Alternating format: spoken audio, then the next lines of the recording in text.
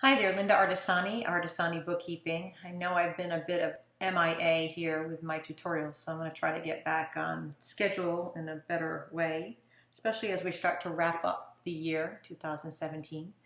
Today I'd like to talk about sales tax in QuickBooks Online. So it's been updated recently and it's easier for you to collect and track. So I'm going to go into that right now. So I'm going to open up my sample company. So there's one spot where you can actually see where your sales tax is placed. It's also a place where your payroll tax would be. You just hit taxes right here on the left-hand toolbar. I don't have payroll in this account, so it's going to say set up sales tax. So it's a simple way to set it up. You have the ability to enter multiple sales tax rates, including combined rates. That's a new feature that's fairly recent. You can view your sales tax liability reports in QuickBooks Online very simply. I'll show you how to do that. You can customize the date, the agency, and a lot more. It's easy to record the payments so you can see them. One caveat here, if you converted your file from the desktop to online, it doesn't use the sales tax accounts you had. It creates new one, and that can kind of make a mess of your sales tax. So first of all, you want to know exactly, you know what state you live in, what is the rate. You need to know a little bit of a background and maybe an explanation of your rates so you understand them. And the best place to find that out is to go to your specific state and go to your Department of Revenue. We'll have something there.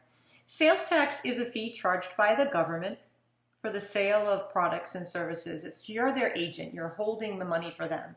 So you're acting as their agent, collecting it and holding it and sending it to them. And the fee is generally a percentage of a price of a product or a service that you sell. It depends on your state. Some states don't tax services and some do.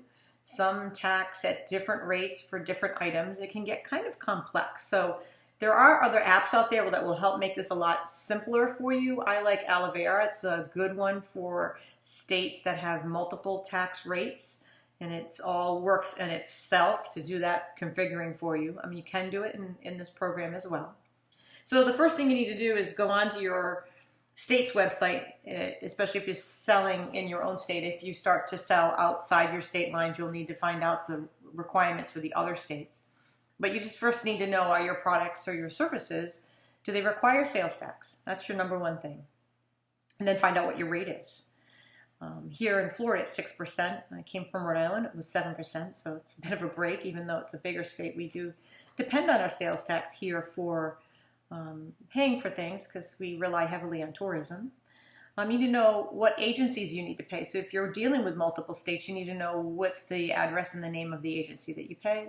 And then how often. So depending on what each state's guidelines are, you may pay monthly, you may pay quarterly. It depends on how much.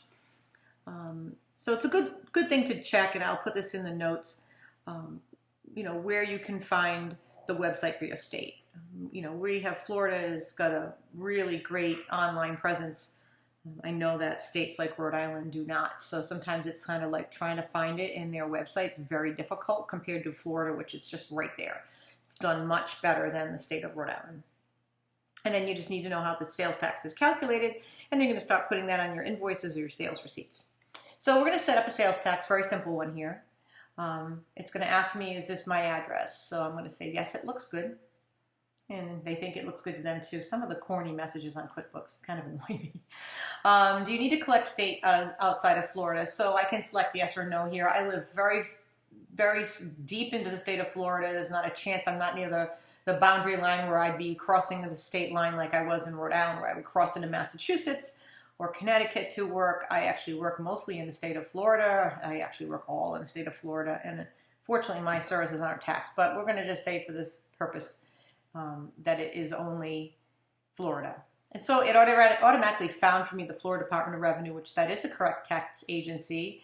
And then I'm going to start my tax period. It's November, so I'm just going to say my tax period started in October. Filing frequency, it depends. Once you file, you have to file for a permit, and when you get that information, it will tell you. I'm going to say for this purposes, it's monthly. And the start date, I'm going to say, was 10/1. So from there, if I had more agencies to pay, say I had an agency that was maybe the Lee County tax agency, I could add it here. or I can just go on to next if I don't have any other agencies. So simple tax returns or simple sales tax is very easy. So it's calculating for me. It's actually going to find it, and it's already set it up. So that's really nice. It didn't used to do that, and that's another nice feature. Shows me when my sales tax is due. The due date's November 20th, which is correct. And now I'm here. Now I haven't put any taxable sales in. I haven't made any products or services on this particular account. So let's try that first. Let's go here. And I got to make a customer. So I'm going to make a customer. I'll just give the name Fred Smith. Good enough. I'll add him as my customer. Now I'm going to I'll create an invoice for him. And I'm going to create a product that I sold to him that's going to be taxable. So I'm going to say widgets. I don't have it set up. It's going to ask me to set it up. It's not an inventory thing. I'm going to say it's taxable. Tax agency is, it's taxable. Sales tax category is retail. Taxable retail items. And then if you collect it, you purchase it from a specific vendor all the time, you can put that information here. Sales rate. Sales price I'll put is $10. I'll put it in my income. And it's just a widget. Oh, I didn't spell widgets right. No wonder it's underlined in red. Okay, so it's a widget. That's better.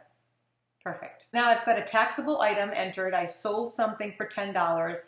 I collected 60 cents from my government agency. And when the customer pays me, they're going to pay the $10.60, but I owe the state of Florida 60 cents. So let's go back to my sales tax, our report in sales tax. So now you can see that I owe the state of Florida 60 cents. And it's due November 20th. So I'm going to hit view return.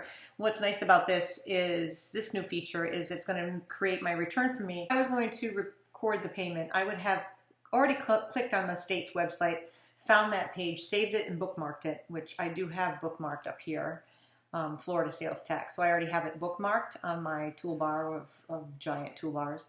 But you can find it here once you're all set up, file and pay, sales and use. It's basically going to take me to that spot. And then I would pay my sales tax here. I'm going to try again to record the payment. Try again to pick today's date. Try again to pick my bank account. And then I would put in here October 2017 sales tax. Okay. So it's updating my return. It's showing that I paid my sales tax. Now, it shows my sales tax due date in there perfectly. I'm going to hit close. What I like to do now is when I've created my return here, there's a way to print the page at the very end. So I save that payment. So once I've processed my sales tax return on the actual Florida Department of Revenue site, create my payment, get my confirmation page, I print that page. The problem in QuickBooks, and I will show you, we'll go to banking and I'll go to my register here and I'll see my 60-cent payment. It's right here. If I edit it, it comes up as a sales tax payment, and I cannot come on here and add a PDF to keep it with it. So what I'll do is I'll actually come over and make a check, and it's going to be a zero check. So I'm going to come to Florida Department of Revenue, which is not in here because it's my dummy company file. And then here I'm just going to put it in as a miscellaneous expense. It's not really here. Record sales tax payment receipt from FLDOR. And then what I would do is take my payment, drag and drop it, because I have printed it to a PDF, and I'll drag and drop it and attach it here. So I will make a zeroed out check. I'll save the check as 0. And I can attach here pretty much anything if I wanted to, just drag it in here, pretend that's my paper, and I've attached it, save and save and close, or save and new. I won't put print, I'll put ACH here because I paid it online. And basically I'm just using this 0 check as a way to attach my actual payment confirmation from the state. So yes, I will have 2 entries in my register, one right here, Florida Department of Revenue, and then this is the actual payment that's created through the sales tax module of my program on QuickBooks Online, but unfortunately there's no way to add an attachment, so I create the zero check and date it the same and put it there, and that'll have the payment details. So if I've ever audited or I need to prove a payment to the state, I now have a way of attaching that to my check here, and I put it together so I can find it easily. It'd be nice if we could have a place to attach that to the actual sales tax payment that's generated in QuickBooks. Hopefully, Intuit, you're listening. That would be nice to have a little place to attach it so I don't have to make the zero check, but that's my workaround. So hopefully that is easy enough for you to understand. I think that many times people struggle with sales tax. I'll get into this more in a future tutorial on how to do the compound tax rates. It's a pretty nice feature of QuickBooks Online that they don't really, well, they have in desktop, but it's a little different. This is so much easier because it actually helps you set it up. So I'll do that in a subsequent tutorial, but I hope that just seeing how this works, this is new. I hope it's helpful. If you have any questions, please reach out to me on Facebook. I will provide a link in this page on my blog so you can reach back to my blog as well. Thank you for listening. Bye now.